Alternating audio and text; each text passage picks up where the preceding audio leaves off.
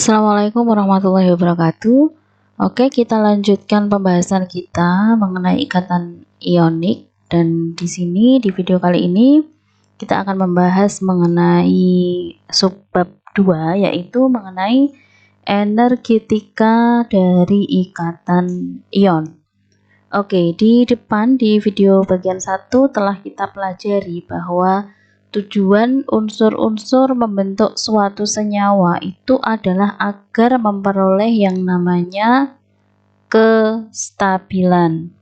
Nah, stabil ini definisinya apa sih sebenarnya?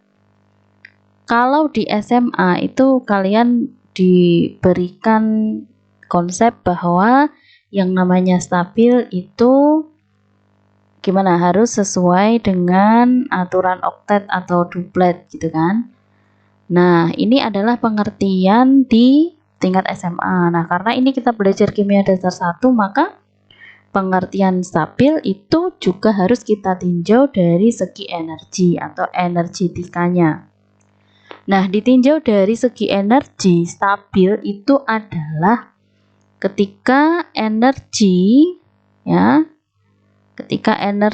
dari senyawanya itu, kalau stabil itu berarti energinya harusnya lebih rendah daripada energi ketika dia membentuk unsur atau lebih kecil daripada energi unsur-unsur penyusunnya. Jadi kalau Na sendirian dengan Cl sendirian itu energinya lebih besar dibandingkan ketika Na dan Cl itu membentuk suatu senyawa.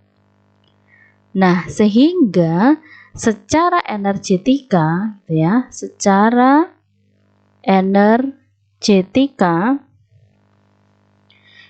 itu ikatan ion itu terbentuknya itu melalui suatu yang disebut dengan eksoterm. Nah, di SMA kalian sudah belajar bahwa eksoterm itu adalah melepas energi atau nilai delta H-nya sama dengan negatif. Nah, eksoterm ini itu merupakan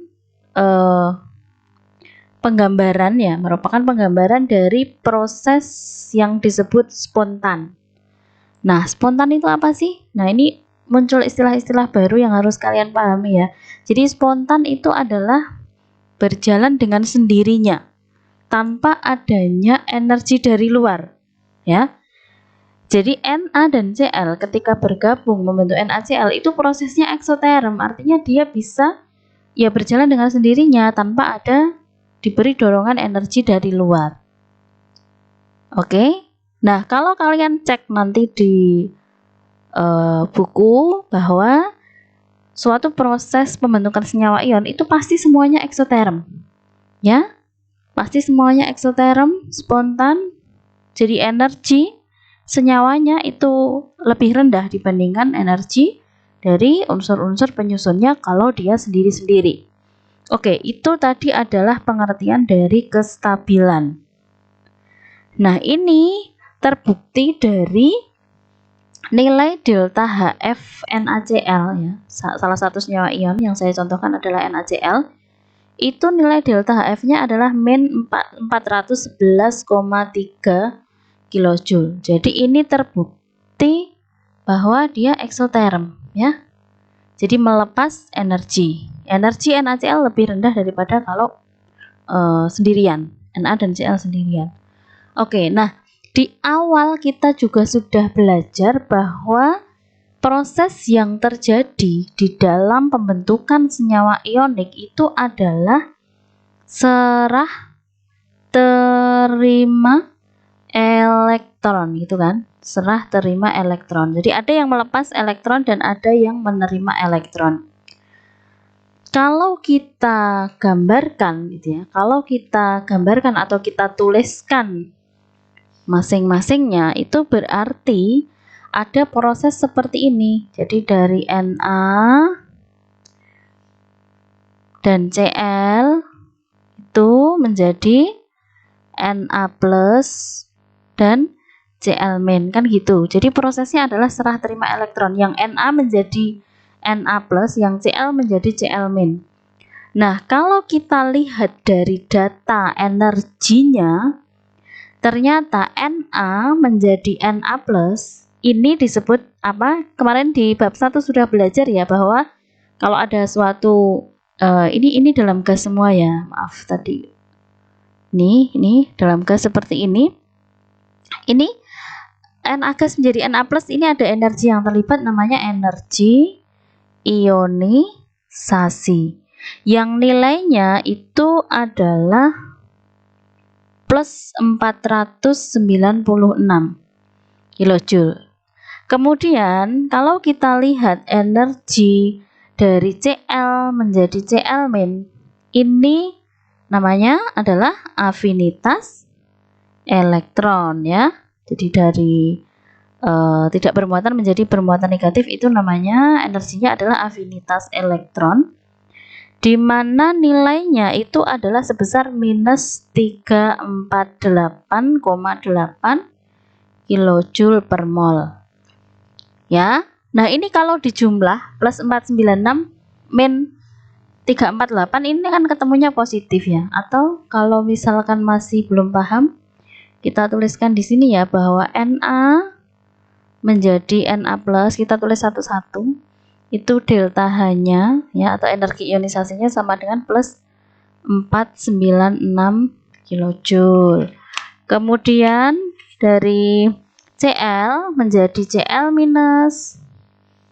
itu ketemunya adalah tadi diketahui ya, bukan ketemu ya, diketahui min 348,8.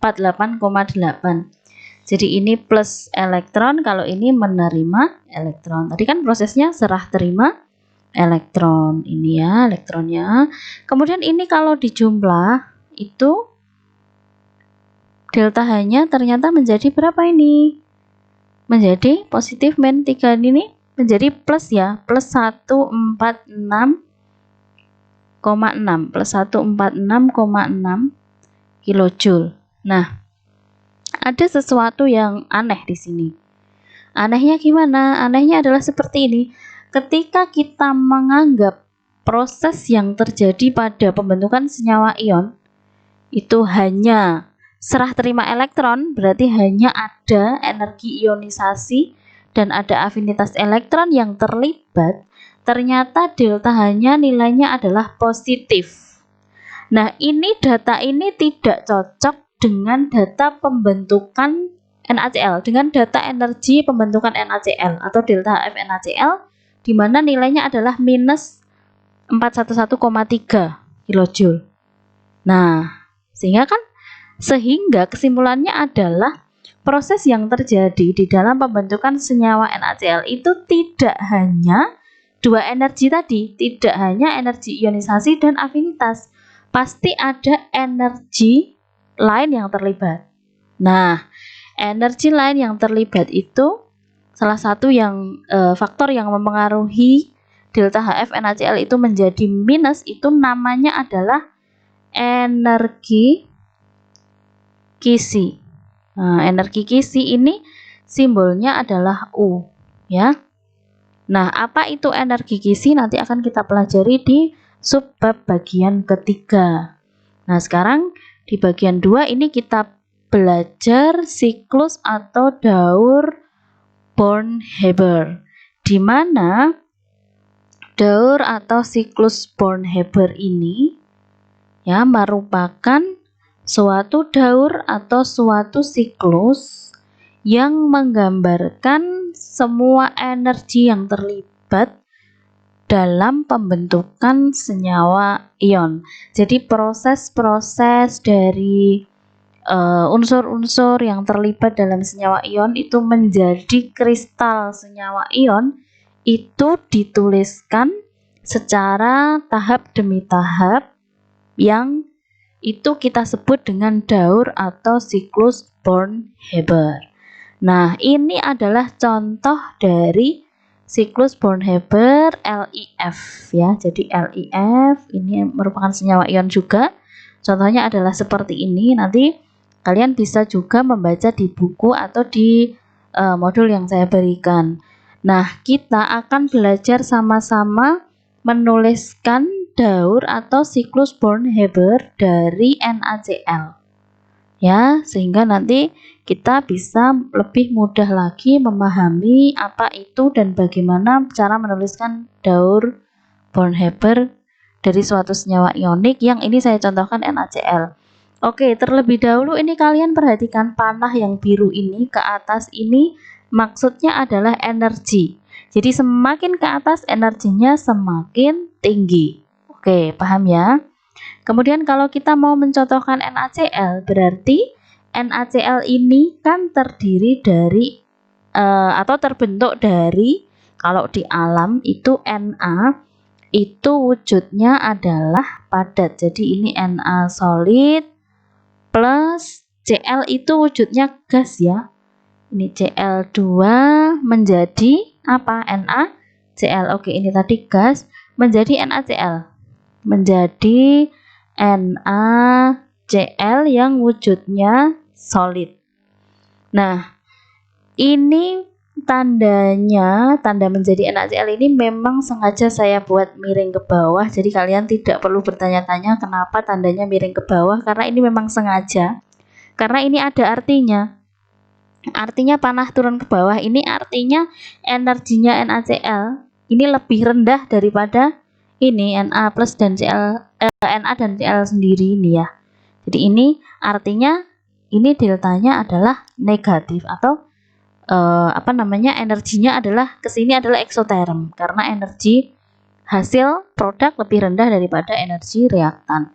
Oke, kemudian ini karena Cl-nya 1 berarti ini dikali setengah ya. Oke, paham ya? Secara stoikiometris harus kita kalikan setengah. Kemudian ini ada energi yang terlibat di dalam Na plus setengah Cl2 menjadi NaCl. Namanya apa ini? Kalau ada suatu senyawa terbentuk dari unsur-unsurnya, di SMA sudah belajar. Ini namanya adalah energi pembentukan standar ya. Simbolnya adalah delta HF0.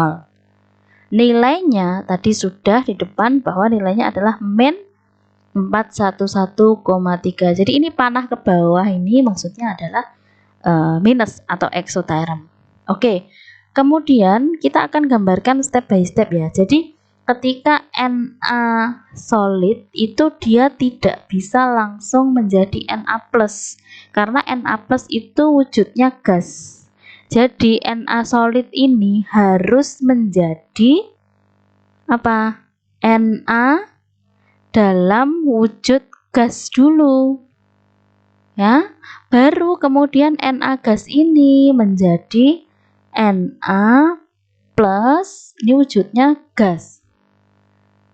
Oke, paham ya?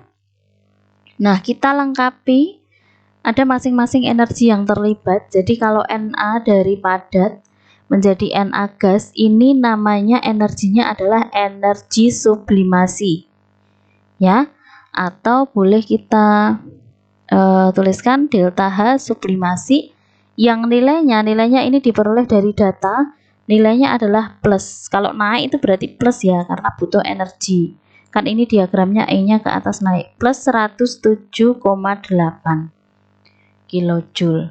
Kemudian dari Na gas ya menjadi Na plus gas, berarti dari tidak bermuatan menjadi bermuatan plus 1 itu namanya adalah apa? Energi ionisasi. Nah, nilainya ini juga ada di data. Jadi ini energi ionisasi pertama ya, karena Na-nya menjadi Na plus 1. Nilainya adalah plus 495,4 kilojoule.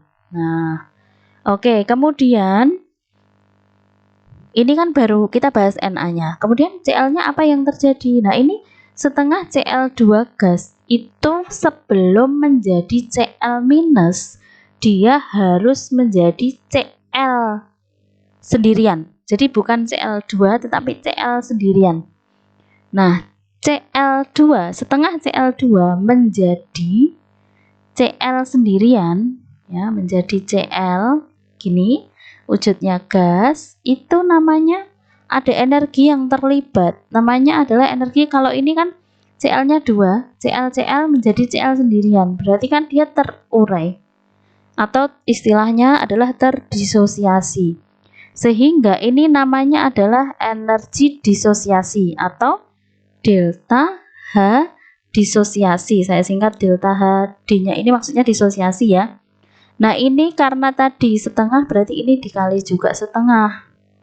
Nah, nilainya setengah HD dari Cl2 menjadi Cl itu nilainya adalah plus 121,3 kilojoule. Oke ya. Nah, ini tadi Na plus Cl gas.